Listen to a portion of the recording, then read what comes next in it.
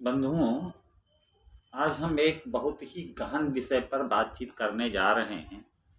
ये समस्या बहुतों के पास होती है। कुछ लोग तो प्रकट करते हैं, बताते हैं, कुछ लोग बताते किसी से नहीं, लेकिन मन ही मन भूलते रहते हैं। वो अपने जीवन को दुखी बनाए रहते हैं। होता ये है कि विवाह होने के बाद कुछ दिनों के उपरांत कभी कभी पति पत्नी में मतभेद होने लगते हैं। अब कोई भी पीड़ित हो सकता है। कभी कभी पत्नी की गलती होती है और कभी कभी पति की गलती होती है। हम चाहते हैं कि हमारा ये संबंध आजीवन बना रहे, किसी प्रकार का विच्छेद न हो, खुशी खुशी रहें, लेकिन वैसा हो नहीं पा रहा है। अब हम इस पर नहीं जाते हैं कि गलती किसकी है, लेकिन हम जो ये उपाय बताने जा रहे हैं, जो पीड़ित व्यक्ति है वो इसका उपाय करे, चाहे पति करे चाहे पत्नी करे। इससे आपस में मित्रता बढ़ जाती है।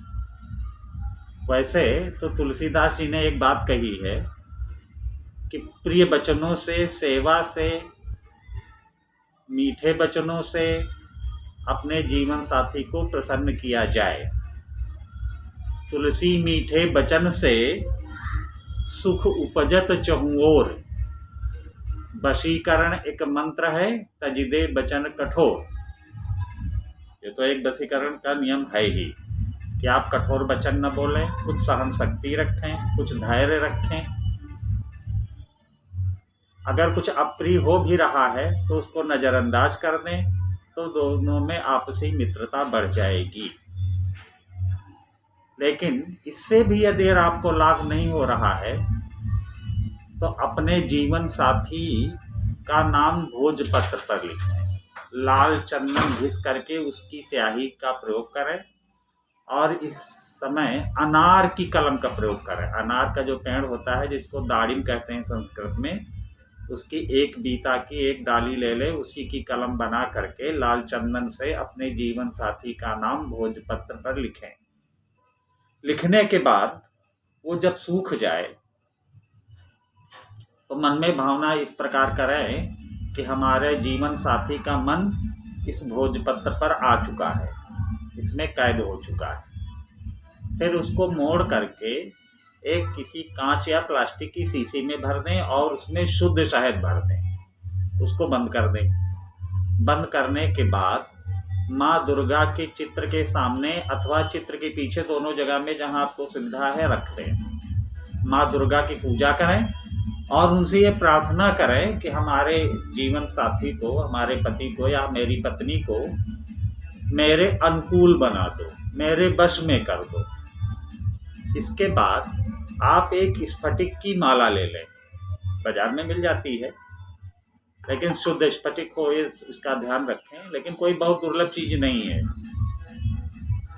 उसमें दुर्गा सप्तशती का एक मंत्र है, ह्रीं ज्ञानिनामपि चेतांसि देवी भगवती हिसा बलादा कृष्य मोहाय महामाया प्रयच्छति। ध्यान से सुने, उच्चारण में किसी प्रकार का कोई गलती नहीं होनी चाहिए। अगर उच्चारण आपका अशुद्ध हुआ तो आपको लाभ नहीं होगा, हानि तो नहीं होगी लेकिन लाभ नहीं होगा। तो एक बार हम फिर से कह रहे हैं और बहुत धीरे धीरे पढ़ रहे हैं, उसको ध्यान से सुनिए और मंत्र को याद करिए। दुर्गा सप्तशती के प्रथम अध्याय में मिल भी जाएगा आपको। ह्रीं केवल मंत्र के आगे जोड़ना है। ह्रीं ज्ञानिनामपि चेतांसि देवी भगवती हिसा बलादा कृष्य मोहाय महामाया प्रयच्छति।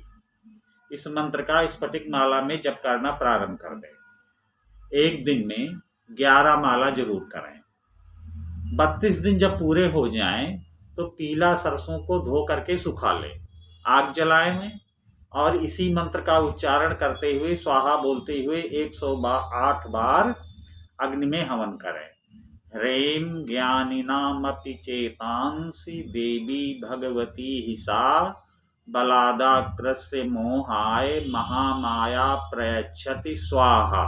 इस तरह 108 बार आहुति करें। अंत में अग्निकुंड की आरती करें, माँ दुर्गा की आरती करें, माँ दुर्गा से पुनः प्रार्थना करें कि हमने जिस उद्देश्य से इस मंत्र का जप किया है वो उद्देश्य हमारा पूरा हो, हमारा दाम्पत्य जीवन सुखमय बन जाए, प्रेम पूर्वक बन जाए। बंधुओं, इससे अवश्य लाभ होगा। इसको आप आजमा सकते हैं और बिगड़े हुए दाम्पत्य जीवन में पुनः बहार आ सकती है। बोलो श्री जगत जननी माँ भवानी की जय।